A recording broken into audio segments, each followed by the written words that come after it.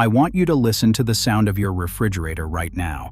That low electrical hum you have been tuning out your entire life, that is the sound of a technology invented in 1834. A mechanical compressor squeezing chemical refrigerant gas through copper tubes. Over and over, day after day, consuming electricity every second it runs. Now multiply that sound by every refrigerator, every air conditioning unit, every commercial freezer, every supermarket display case on the planet. Refrigeration and air conditioning consume approximately 17% of all global electricity, according to International Energy Agency data. That is not a rounding error. That is a civilization-scale energy commitment to a single mechanical process.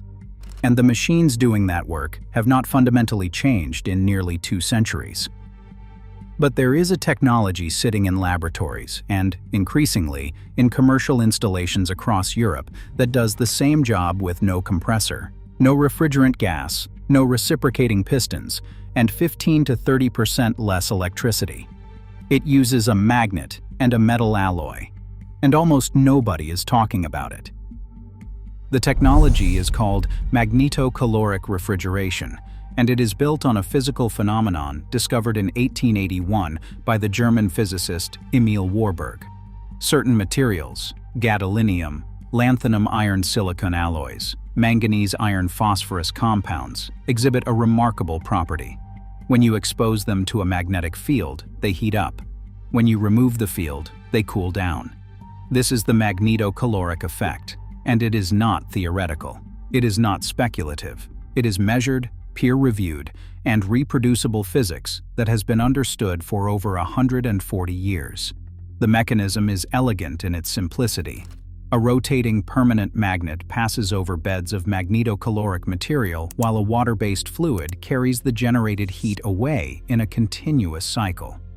The material heats when the magnet approaches. The fluid absorbs that heat and carries it to a rejection point. The magnet rotates away. The material cools below ambient temperature, and a second fluid loop picks up that cold and delivers it to the refrigerated space. Same job as your kitchen compressor. No moving gas, no chemical refrigerant, no high-pressure lines waiting to leak. Now, here is where the headline claim needs honest scrutiny. A strong neodymium permanent magnet capable of producing roughly 1.4 Tesla can be purchased for approximately $25. That part is true. And when you cycle a magnetocaloric material like gadolinium in and out of that field, you get real, measurable cooling. Also true. A laboratory prototype using approximately 3 cubic centimeters of gadolinium and a permanent magnet achieved a sustained 10 watts of cooling power with a 15 degrees Celsius temperature gradient. That is peer-reviewed data. But the phrase "powers your fridge forever" requires immediate correction. You still need a small electric motor to rotate the magnet or move the magnetocaloric material through the field. You still need a water pump to circulate the heat transfer fluid. This is not zero-energy refrigeration. What it is, and this distinction matters enormously, is dramatically less energy. Lab-tested coefficient of performance values for magnetocaloric systems range from 3.2 to 6.2, depending on thermal load. That means for every watt of electricity you put in, you get 3 to 6 watts of cooling out. Conventional vapor compression refrigerators typically achieve a coefficient of performance between 2 and 4. The magnetic system is not magic. It is better engineering applied to better physics. The energy implications of that efficiency advantage become staggering when you zoom out to the global scale.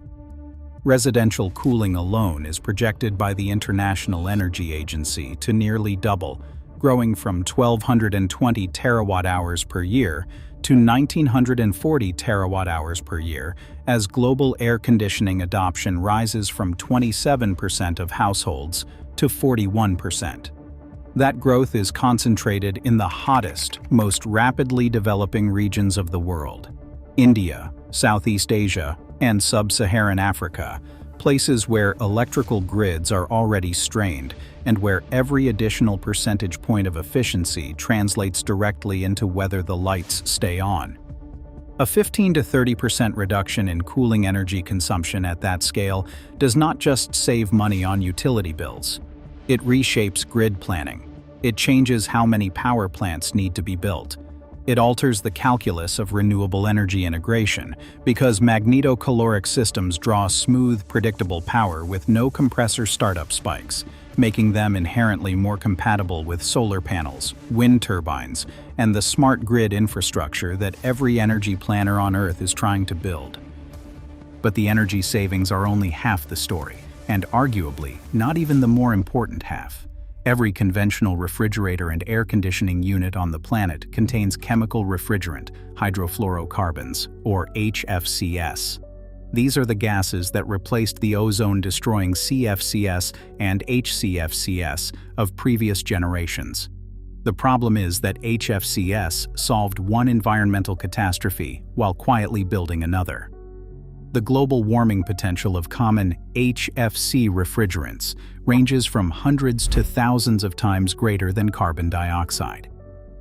R134A, the refrigerant in most car air conditioners, has a global warming potential of 1,400. R410A, used in residential heat pumps and air conditioners, clocks in at 2,100. Every time a refrigerant line develops a leak, every time an old unit gets scrapped without proper gas recovery, every time a technician tops off a system that is slowly venting, these super pollutants enter the atmosphere and trap heat with extraordinary efficiency.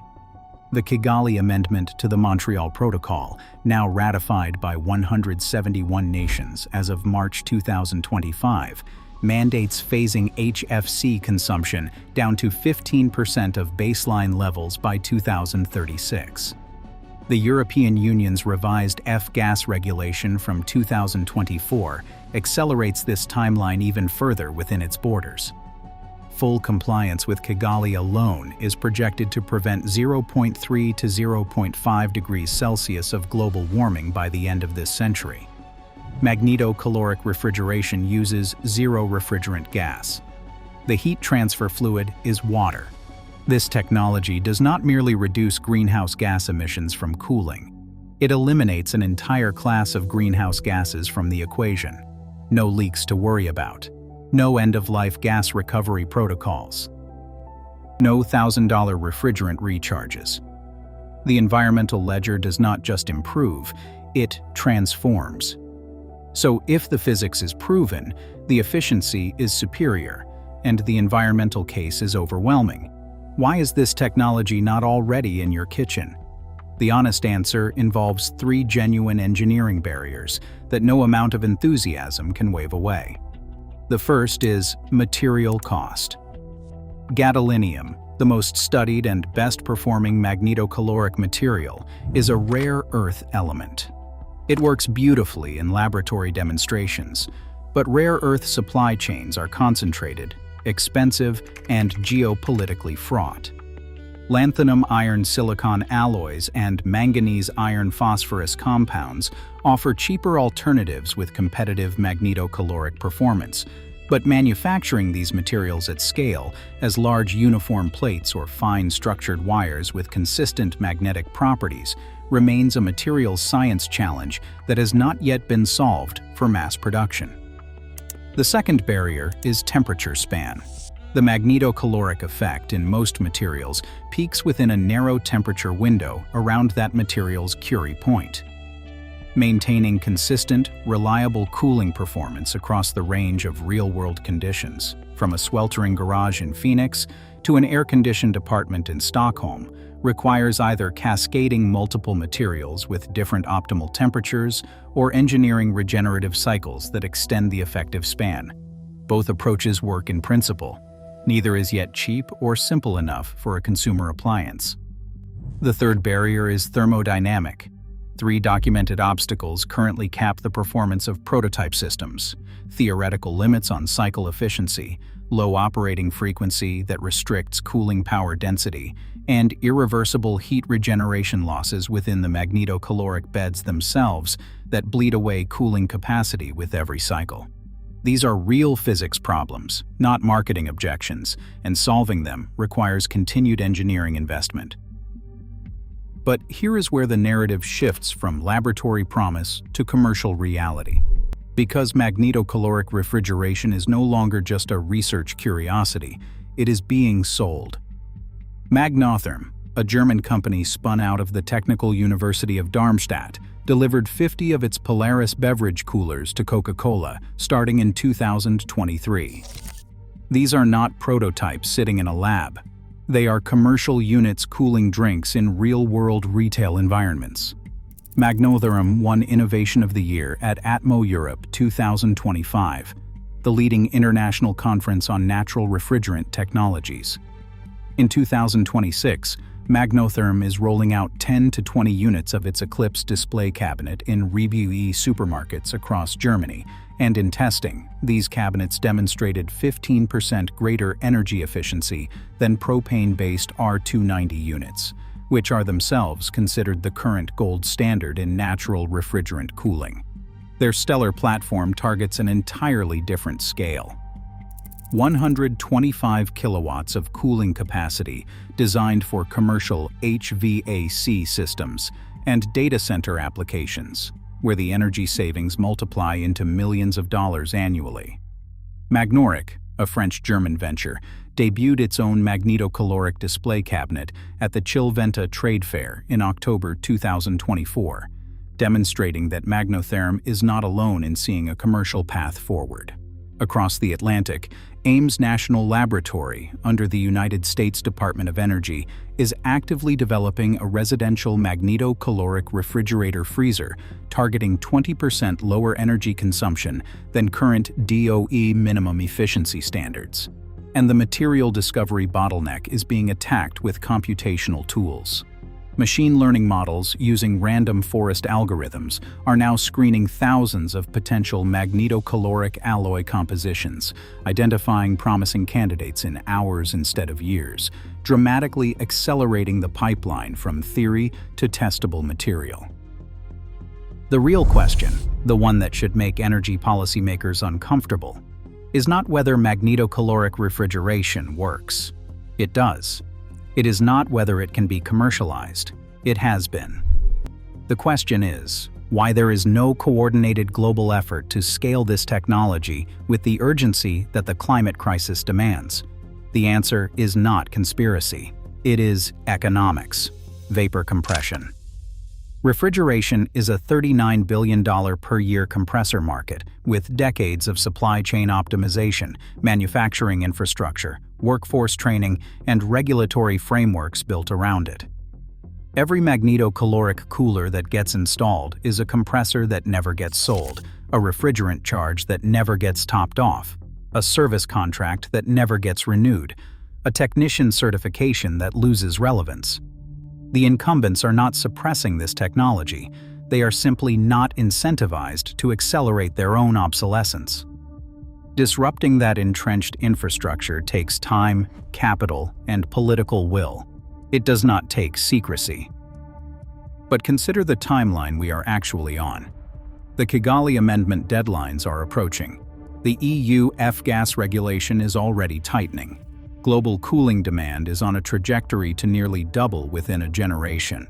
Every year that passes without scaling magnetocaloric alternatives is another year of HFC emissions that did not need to happen, another year of compressor electricity consumption that could have been 15 to 30% lower, another year of grid strain that better technology could have relieved. The physics has been proven for over a century. The commercial proof points are multiplying in European supermarkets right now. The machine learning tools to discover better, cheaper magnetocaloric materials are already running. What is missing is not science. What is missing is the decision by governments, by appliance manufacturers, by energy regulators, to treat this technology not as an interesting alternative, but as a strategic priority. Because right now, somewhere in your home, A compressor built on 19th century principles is humming away, burning electricity and slowly leaking chemicals that will warm the atmosphere for decades after that appliance hits a landfill. And the replacement, the one that uses a magnet, water, and better physics, is already cooling Coca-Cola in Germany. The grid is not silent because the technology failed. The grid is silent because nobody has decided to turn it up.